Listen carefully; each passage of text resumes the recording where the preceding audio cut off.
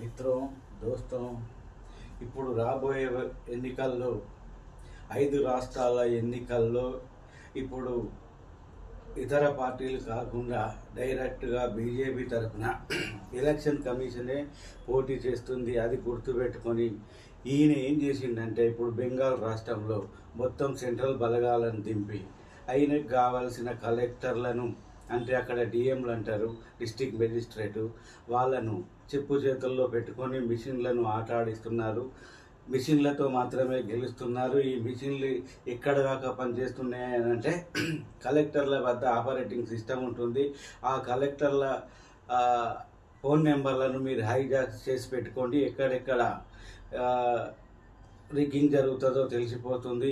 రాత్రి 11:30 తర్వాత ఇంకా ఎలక్షన్స్ ఓటర్లు ఉన్నారు బూతులలో అని చెప్తారు చివరి నిమిషంలో.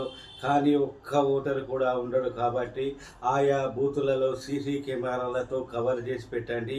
ఏ బూతుల్లో ఎవరు లేదనేది స్టేట్ రాష్ట్ర వ్యాప్తంగా పార్టీలన్నీ కూడా కవర్ చేసి పెట్టుకొని సుప్రీంకోర్టుకి ఇవ్వండి.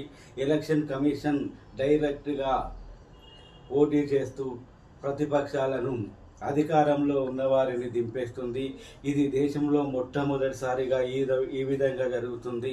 పార్టీలన్నీ కూడా రాజకీయ పార్టీలన్నీ కూడా సేవ కోసం ఉంటే ఈయన దోపిడీ కోసమే ఈసీ కమిషనర్ ఉన్నాడు అజ్ఞానేష్ కుమార్. కాబట్టి మీరందరూ చాలా జాగ్రత్తగా ఉండండి. మీరు పోటీ చేస్తుంది ఈసీతో బీజేపీతో కాదు. ఇది గుర్తుపెట్టుకొని అందరూ కూడా జాగ్రత్తగా ఉండండి. Thank you very much friends.